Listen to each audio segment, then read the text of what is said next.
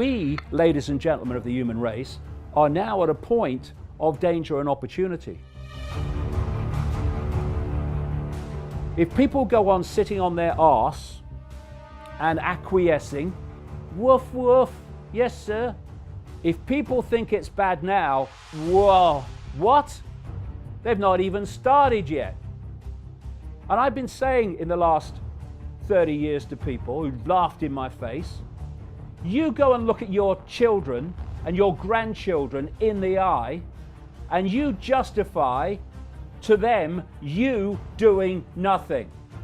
Because if you think it's bad for you, just have some imagination and see the world of total, utter control, dystopia, that your children and your grandchildren are going to live in.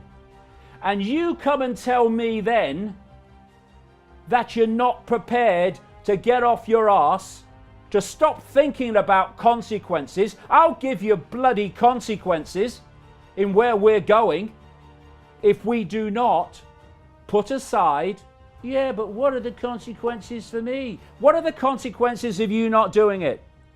We have to stop acquiescing to this cult. We are at a pivotal point in the history of the human race, literally. Because there will be no human race as we know it if we don't get our arses in gear now, worldwide.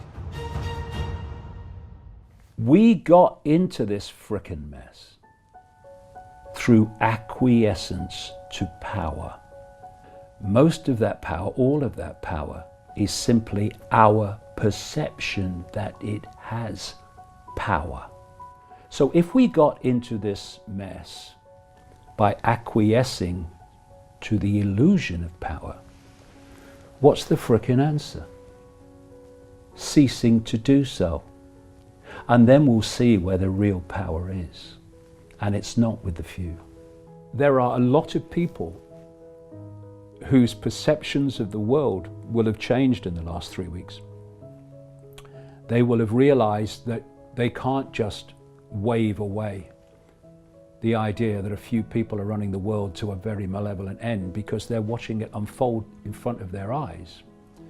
And we will see in the weeks to come what impact that mass realization of what we're dealing with and what this world is will have in its impact upon what people do and how people cease to acquiesce to power, or the perception of power, because that's all it is. We are in a position here where this could be the turning point, when humanity got off its frickin' knees. They seem to be dealing with an all-powerful force. And when they looked behind the curtain, it was an old bloke who had no power at all.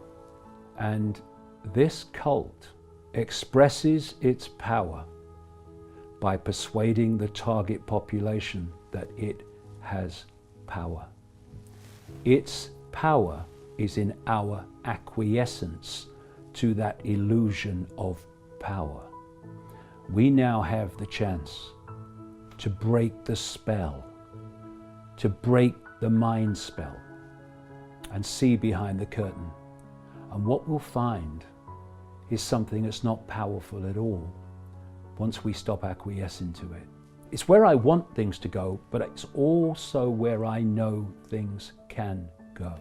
The only way they can control humanity is to put humanity in a smaller box than they're in. That's how they've done it. And when humanity steps out of the box and realizes its true identity, which is a state of infinite awareness, which these pillocks aren't, then they're in a box. We are expanded consciousness well beyond the box. And they become powerless to that. They have to put us in a smaller box than they're in. That's what they've done. And they could not do it without it. Once we open our eyes, we open our minds, we open our hearts, the walls of the prison, the walls of the bubble, the walls of the box, whatever you want to talk about, just fade away. And we become the true power that we really are, all of us. And the way they have controlled us is by blocking out that expansion of true self and locked us away in a bubble. We self-identify with labels, we self-identify with our life stories and our race and our sexuality and all that stuff. They're just experiences. And they keep us in the bubble when we think that's the I. And that's, so we're in the bubble, they're in a slightly bigger bubble, and so they control. When we realize the true nature of what we are, which is consciousness, eternal, exploring forever consciousness, having a brief experience called human,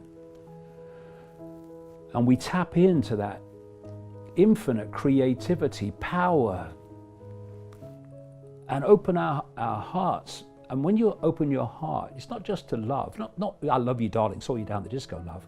I mean real love in its infinite, unconditional sense. What you're doing is you're tapping in to a level of consciousness that does not have something which is the very foundation of human control. It does not have fear. So I am a unique expression of all that is, has been, and ever can be. I will go on exploring forever, forever. This is just a brief experience. What is there to fear? Nothing. And when you lose fear, you do what you know to be right without asking the question, which is fear asking the question. This is what I know I need to do, but what are the consequences for me? It's asking about the consequences, which is fear asking the question, that leads to people not doing what they know to be right. Once you open that and you go beyond fear, then you don't ask about consequences. You just do what you know to be right. And you know something? This cult is terrified of that. It's terrified of fearless people because fear is its currency of control. And if people are not fearful, it has lost its currency of control. And that's why I have more power than they have. Because you know something? They are consumed by fear. And their biggest fear, because it's over then, is humanity awakening to what the frickin' hell is really going on and who is really in control. They can only control by their target population being in ignorance of that. Once we realize their game is over, put aside fear, stop asking about consequences, and you will see where the real power is. Do what you feel to be right. Do what you know to be right. And you will make a unique contribution, because that's what you are, unique contribution to getting out of this. But acquiescence is not an option, because acquiescence is how we got here. We can disagree on the way we see the world and be in perfect harmony with each other. Because no matter what our labels and the divisions and the fault lines that are used to divide us, this cult has every single one of us in its gun sight. Can you not see that now?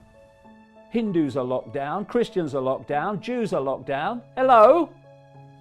Let this be the time when we see the fallacy and the farce of allowing ourselves to be divided and ruled by our beliefs and our belief in I am right, and therefore no one else should be able to have a different opinion to me, because that's how the cult works. Plays groups off against each other, sets them at war with each other, and if they just looked up, they'd realize that the same hands are holding all the strings while we fight down here.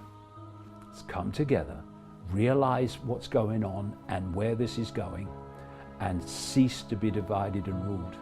We're in this together, and we'll get out of it together.